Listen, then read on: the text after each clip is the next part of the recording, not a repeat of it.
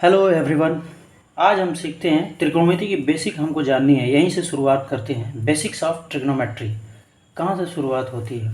तो first time त्रिकोणमिति जो है, जब भी त्रिकोणमिति की बात होगी तो उसमें राइट एंगल ट्रायंगल का फॉर्मेशन होगा, राइट एंगल ट्रायंगल बनाया जाएगा। अब इस राइट एंगल ट्रायंगल में एक लंब होता है, एक आधार होता है, एक कर्ण होता है। इंग्लिश में एक अपोजिट साइड होता है, एक एडजेसेंट साइड होता है, एक हाइपोटेनस होता है। अब अपोजिट एडजेसेंट होता क्या है उसको हम देखते हैं। जैसे मान लेते हैं कि इस एंगल को हमने थीटा लिया है, तो इसके जस्ट अपोजिट साइड जो है ये है ए बी, ये अपोजिट है, तो इसलिए इस साइड को हम अपोजिट साइड कहते हैं, तो नाम देते हैं अपोजिट।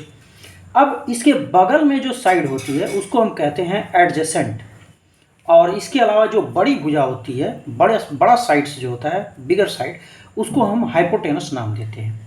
तो अगर ऐसा right angle triangle A B C है, इसमें एक एंगल 90 डिग्री है, इस एंगल को यदि हम थीटा लेते हैं तो इसके अपोजिट ये साइड है, तो इसको हम अपोजिट साइड कहेंगे, इसको एडजेसेंट साइड कहेंगे और इसको हाइपोटेनस कहेंगे। हिंदी में इसको लंब कहते हैं, इसको आधार कहते हैं और इसको कर्ण कहते हैं। राइट एंगल ट्रायंगल की बात जो ही आती है तो एक और प्रमेय आता है जिसको हम कहते हैं पाइथागोरस प्रमेय। पाइथागोरस प्रमेय जो होता है, जहाँ ज़रूरत होगी हम उसका इस्तेमाल करेंगे, प्रयोग करेंगे। अब यहाँ देखिए पाइथागोरस प्रमेय होता क्या है। तो पाइथागोरस प्रमेय हाइपोटेनस का स्क्वायर जो होता है वो अपोजिट के स्क्वायर और एडजेसेंट के स्क्वायर के सम के बराबर होता है, योग के बराबर। यानी कह सकते हैं कि कर्ण का वर्ग जो होता है वो लंब के वर्ग और आधार के वर्ग का योग होता है। जैसे यहाँ दिया गया है ए सी का square is equal to A B का स्क्वायर प्लस बी सी का स्क्वायर। ये तो जब आएगा इसकी ज़रूरत होगी तो हम इसको देखेंगे। अब आते हैं कि इसके बेसिक्स क्या हैं। तो त्रिकोणमिति में ट्रिकोणमेट्री रेशियो जो है वो मात्र 6 ही होते हैं। साइन थीटा होता है, कॉस थीटा होता है और टैन थीटा होता है। तो इसकी कुछ डिफिनीशन होती है कि इसको हम कैसे लिखते हैं। जैसे साइन थीटा हम लिखते हैं, साइन थीटा, तो कैसे लिखेंगे? तो साइन थीटा जो लिखा जाता है वो अपोजिट अपॉन हाइपोटेनस लिखा जाता है। अब अपोजिट इसका कौन सा साइड्स है? तो ए बी साइड है, तो ये ए बी ऊपर हो जाएगा। नीचे इसका हाइपोटेनस क्या है? तो ए सी है, तो ये हाइपोटेनस हो जाएगा। तो opposite upon hypotenuse sine theta, जहाँ कहीं भी साइन थीटा जब आएगा तो उसको हम इस ट्रायंगल में रेशियो जब लिखेंगे तो अपोजिट साइड और हाइपोटेनस साइड का रेशियो लिखेंगे। हिंदी में इसी को कहते हैं लंब अपॉन कर्ण। कॉस थीटा की बात करते हैं तो कॉस थीटा जो होता है वो इसका और इसका रेशियो होता है, यानी एडजेसेंट का और हाइपोटेनस का रेशियो होता है। क्या होता है? Cos theta equal to adjacent upon hypotenuse होता है।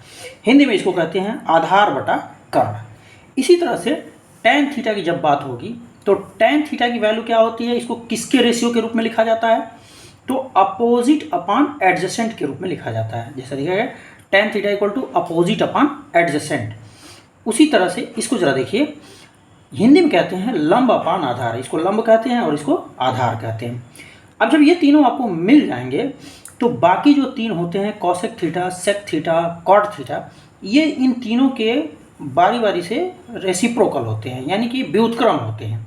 अब जैसे कॉसेक थीटा हमको लिखना है तो ये साइन थीटा का रेसिप्रोकल होता है, तो cosec theta is equal to 1 upon sine theta होता है। अब साइन थीटा होगा तो साइन थीटा का जो नीचे का था वो ऊपर हो जाएगा, ऊपर वाला नीचे आ जाएगा। सेम प्रोसेस है। जैसे इसको लिख सकते हैं, इसमें देखिए हाइपोटेनस नीचे है तो हाइपोटेनस ऊपर आ जाएगा, अपोजिट साइड ऊपर है तो अपोजिट साइड नीचे आ जाएगा। यानी कि इसको हम हिंदी में लिख सकते हैं, क्या लिखेंगे? तो लिखेंगे कर्ण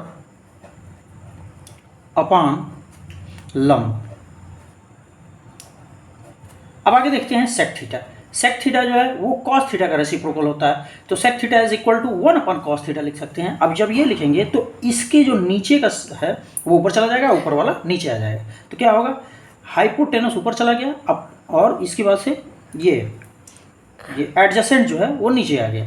तो इस स्थिति में इस सेक थीटा को लिखते हैं हम हाइपोटेनस अपॉन एडजेसेंट लिखा जाता है। यहाँ पे गलत लिख गया है, इसको हम कहते हैं हाइपोटेनस अपॉन एडजेसेंट। क्या कहते हैं? एडजेसेंट। ये ठीक है। उसको हिंदी में क्या कहते हैं? तो कहते हैं कर्ण बटा आधार, ये कहा जाता है हिंदी में इसको। उसी तरह से जब कॉट थीटा की बात होगी तो कॉट थीटा किसका रेसिप्रोकल होता है, तो टेन थीटा का रेसिप्रोकल होता है, और इसको लिखेंगे 1/tan थीटा। अब tan थीटा करेंगे तो tan थीटा के लिए जो रेशियो लिया गया है, यानी हाइपोटेनस नीचे है तो सॉरी एडजेसेंट नीचे है तो वो एडजेसेंट ऊपर चला जाएगा, अपोजिट ऊपर है तो अपोजिट नीचे आ जाएगा। तो लिखेंगे इसको एडजेसेंट अपॉन अपोजिट। अब इसी को हिंदी में जब लिखना होगा तो इसको क्या लिखेंगे, तो लिखेंगे tan थीटा के लिए आधार, सॉरी कॉट थीटा के लिए आधार अपान लंब। ये इसका हिंदी में इसको ऐसे लिख सकते हैं रेशियो के रूप में। अब उसके बाद से आता है कि इनको हम कैसे याद कर सकते हैं, क्या कोई ट्रिक बना सकते हैं कि कैसे याद किया जाएगा। तो इसमें देखिए इन सब के जैसे लिखा गया sine theta, cos theta, tan theta, तो इनके पहले पहले अक्षर को हम लिखते हैं। जैसे पहले साइन थीटा है तो साइन थीटा का अपोजिट का ओ ले लिया, उसके बाद से देखिए कॉस थीटा का ऊपर का एडजेसेंट का ए ले लिया, और टेन थीटा का ऊपर का अपोजिट का ओ ले लिया। तो देखो ओ ए ओ, जैसे एक गाना आया था ओ ए, या फिर हम किसी को बुलाते थे ओ ए ओ तो आ जाता है, तो उसे याद रखना। नीचे क्या है, अगर हमने बुलाया है तो वो सुनेगा तो कहेगा हाँ हाँ, देखो HHA ये हमने लिख लिया। अब इसका पहला पेयर जो है वो साइन थीटा के लिए होगा, अपोजिट अपॉन हाइपोटेनस। दूसरा पेयर जो है वो किसके लिए होगा, तो कॉस थीटा के लिए होगा, एडजेसेंट अपॉन हाइपोटेनस। और तीसरा पेयर जो होगा वो किसके लिए होगा, तो अपोजिट अपॉन एडजेसेंट के लिए, यानी sine theta equal to opposite upon hypotenuse, cos theta equal to adjacent upon hypotenuse, tan theta equal to opposite upon adjacent. ठीक है, उसी तरह से इसको हिंदी में बना सकते हैं। कैसे बनाएंगे हिंदी में देख लीजिए, लिखेंगे हम इसी तरह से साइन थीटा, कॉस थीटा और टेन थीटा, ये लिख लिया। अब लिखने के बाद से इसको हम लिखते हैं इज इक्वल टू, अब जैसे हम लिखते हैं इसको हिंदी में लिखेंगे लंब बटा, इसके लिए क्या लिखते हैं लंब बटा कर्ण। तो लंब को अगर इंग्लिश में लिखते हैं तो यल पहला अक्षर आएगा तो उसको लिख लिया यल, और नीचे कर्ण आ रहा पहला तो लिख लिया के। उसी तरह से कॉस थीटा के लिए क्या है आधार बटा कर्ण, तो आधार को अगर अंग्रेजी में लिखते हैं तो ए से शुरू करेंगे आधार, और इसके नीचे कर्ण है तो कर्ण को के से शुरू करें तो के। उसी तरह से टेन थीटा के लिए तो लंब एल से तो एल हो गया, और नीचे आधार है तो ए हो गया। अब देखिए ये वाला पहला इसका जो है ये किसके लिए आएगा, तो साइन थीटा के लिए आएगा। कैसे, लंब बटा कर्ण, कॉस थीटा आएगा आधार बटा कर्ण, और उसके बाद से तीसरा जो इसका पेयर होगा वो किसके लिए आएगा, तो लंब बटे आधार के लिए। अब जब इनको मिला के हम पढ़ते हैं तो ये होगा लाल बाई कका, थोड़ा फनी टाइप का है लेकिन याद हो जाएगा।